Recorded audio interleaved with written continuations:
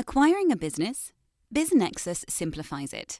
Access thousands of updated opportunities in our DIY marketplace or supercharge team sourcing with OmniSource, your all-in-one platform for on-market, off-market, and coming-soon deals.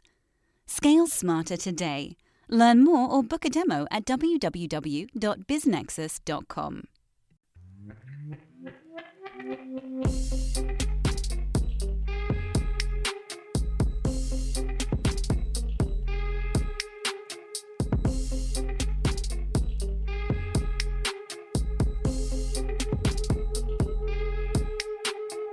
Disclaimer from the always present legal team. Podcast conversations don't necessarily reflect the views of BizNexus Incorporated. Everything you hear is informational news and updates from around the industry. We're not recommending any investments. We're not offering any investment advice. Be sure to do your own homework.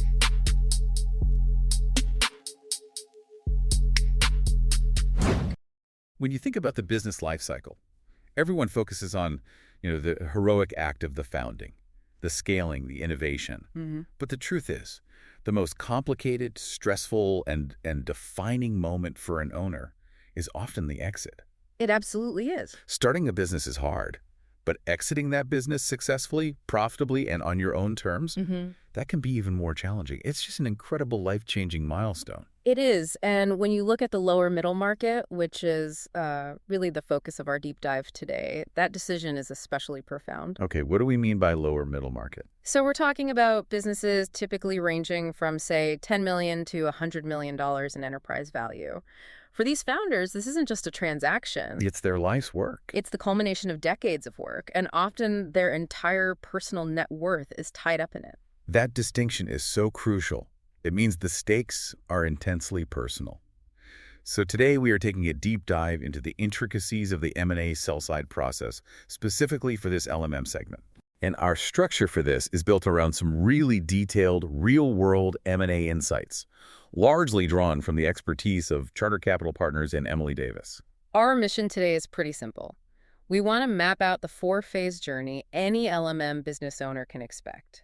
It's about providing a clear framework to reduce that uncertainty. Right. We want you to understand the strategic decisions you'd have to make right now, long before a buyer ever even looks at your books. And what's that journey? It's preparation, then initial marketing, followed by presentations and vetting, and finally the big one, closing. Okay, let's unpack that first strategic choice. The decision to sell. Our sources really emphasize this is never a snap judgment. No, not at all. It's a confluence of things. You've got the macroeconomic realities, company-specific variables, and above all, what the shareholders actually want to achieve. And once that decision is locked in, the very first step is getting expert advisors, specifically investment bankers. This might sound obvious, but this is probably the most critical risk mitigation step an owner can take. Wait, risk mitigation? I thought the main role of the investment banker was just to get the highest price. That's a core function. For sure, but the deeper value is managing the inevitable disruption. When a sale process begins, it just sucks all the air out of the room.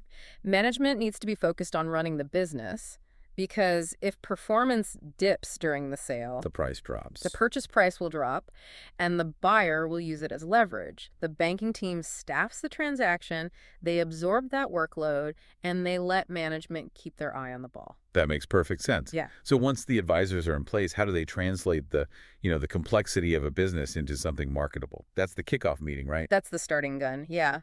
This preliminary due diligence session is often an intense all-day Q&A. The deal team needs to understand the company inside and out. Not just the numbers. Not just the numbers, the general operations, the legal structure, sure, but also the qualitative side. They're asking probing questions like, what is this company's unique value proposition? Or who are the key customers you absolutely cannot lose? So they're basically taking the messy reality of the business and distilling it into a compelling narrative, a story that highlights the growth potential. Precisely. And that narrative forms the basis of the key marketing deliverables. So first you have the teaser. It's short, it's blinded. Meaning no company name. No company name. It's designed just to pique a potential buyer's interest. Okay, and then you step it up with the Confidential Information Memorandum, the CIM. Right, this is the primary sales document. It's extensive, often 50 pages or more, detailing everything, operations, financials, the management team, all of it. And then there's the presentation deck. The management presentation, or MP, which is the visual guide the owner will eventually use. But all the raw proof, The contracts, employee records, all the sensitive spreadsheets, that goes into a secure online virtual data room, the VDR. I imagine the VDR isn't just some messy Dropbox folder.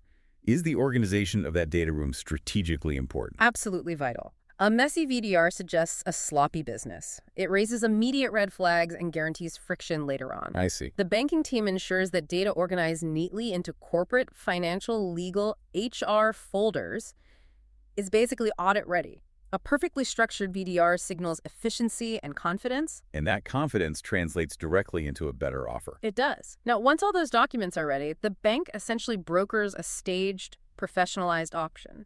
The goal isn't just to sell, but to establish true market value by creating competitive tension. Competition sounds great, but it probably comes at a cost, right?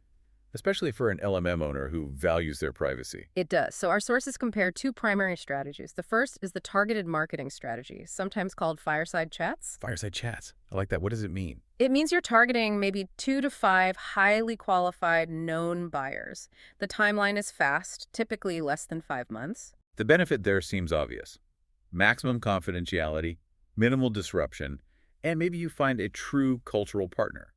What's the downside? The downside is less negotiating leverage. When you only have 2 buyers at the table, they know it. There's a real risk you might leave money on the table. Because you are running a full market process. Exactly. You're prioritizing speed and secrecy over, well, price maximization. Which brings us to the other option, the broad marketing strategy. Right. This is targeting 5 to 50 or even more buyers. It's a full contact sport running 5 to 7 months, sometimes longer. And the goal here is pretty simple.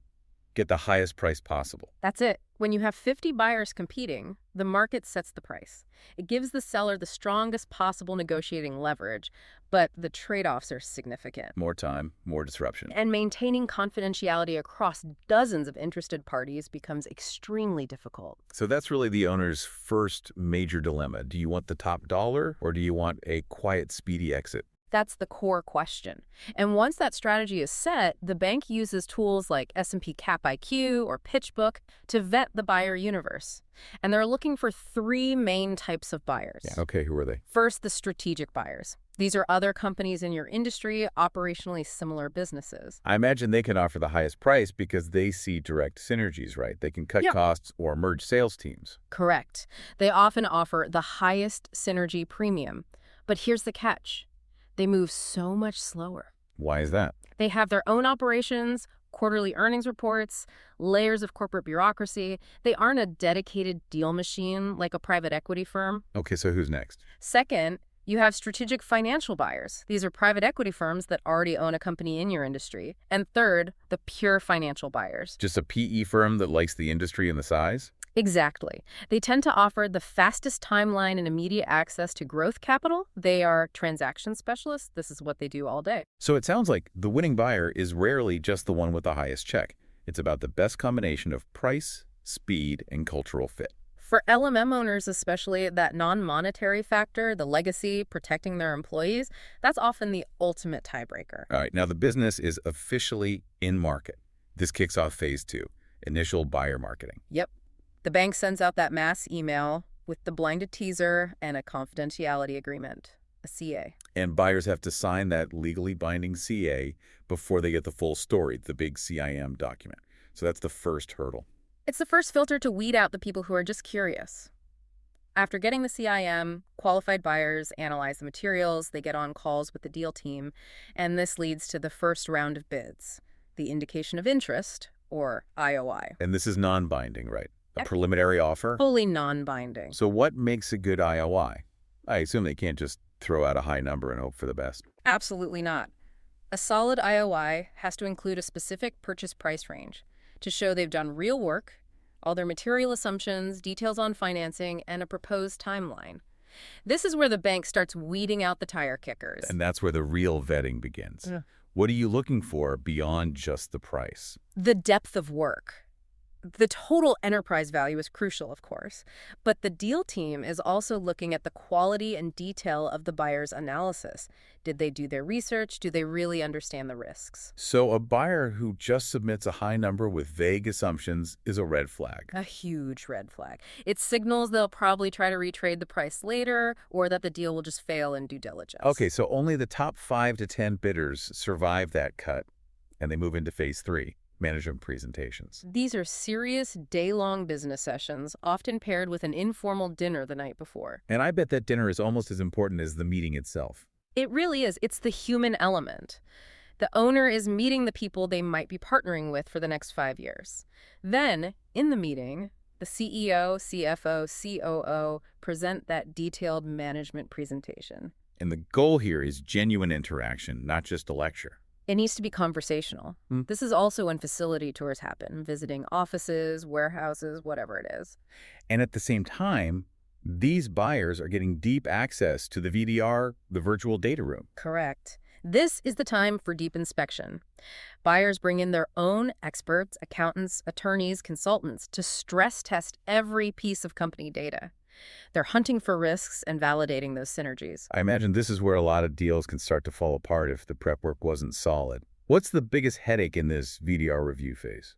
Unanticipated liabilities. If a buyer's accountant finds a big problem with how revenue was recognized, or an attorney finds an undisclosed lawsuit, trust just evaporates instantly. And the deal's dead. Or at the very least, in serious trouble. The bank's job is to manage that whole Q&A flow and hopefully find those bombshells before the buyer does. Okay, so we've survived the presentations and the initial due diligence. Now we're down to the final bidding round. We are. The remaining top buyers receive the letter of intent, LOI process letter. This is where the commitment gets very real. The LOI sounds far more stringent than that initial IOI. It's shifting from a range of interest to a specific proposal. That's the key distinction. Buyers have to include the exact total enterprise value. No more ranges. Confirm the target working capital and provide detailed plans for management post-close. Let's pause on target working capital. Why is that specific detail so critical in an LOI? Because working capital is the operating cash needed to run the business day-to-day. If a buyer pays a huge price, but the owner sweeps all the cash out right before closing, They're left with an empty shell that can't make payroll. Exactly. The LOI sets a baseline amount of working capital that has to be in the business at closing. It protects the buyer and ensures the business keeps running smoothly. Okay, so once those final LOIs are in, the negotiation starts. And the advice is to negotiate 2 or more LOIs if possible.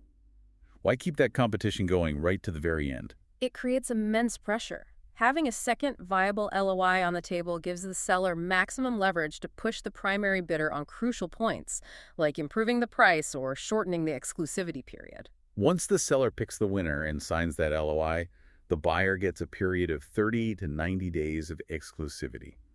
This sounds like the final high-stakes stage. This is where most deals die.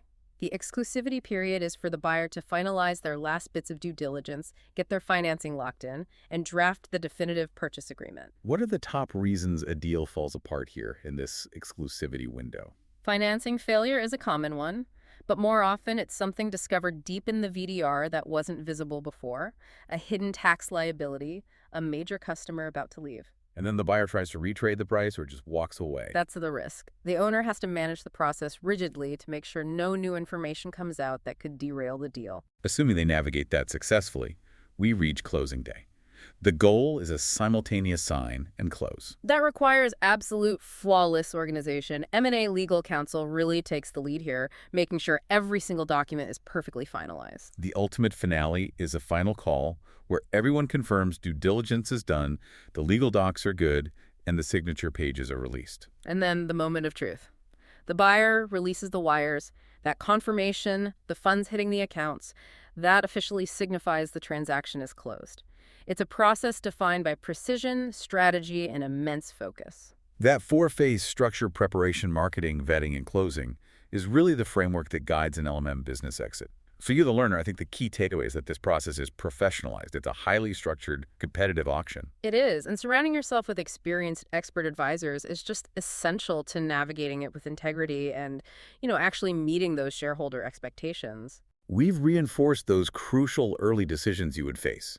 especially that choice between maximizing price in a broad auction or prioritizing speed and confidentiality with a targeted one. And that choice is based entirely on your specific objectives. The sources are really clear. The most challenging part is taking that first step, moving past the emotion and into the strategic endeavor. Knowing the pathway is defined, while complex, it transforms the decision from a mystery into a manageable project. So reflect on this, and this is your final thought. If you were the owner of an LMM business embarking on this journey, what would your single non-negotiable objective be? Is it maximum financial value, requiring that messy, competitive effort? Is it the fastest possible closing time? Or is it finding the best cultural partner for your legacy? Even if they don't offer the absolute highest price, that one decision defines the entire outcome. Thinking of exiting your business or taking on a private equity partner to help you grow faster? BizNexus has you covered. Tap into our network of thousands of best-fit investors, acquirers, and proven M&A advisors, and we'll help you begin the relationship confidentially on your terms, your timeline. Learn more at biznexus.com.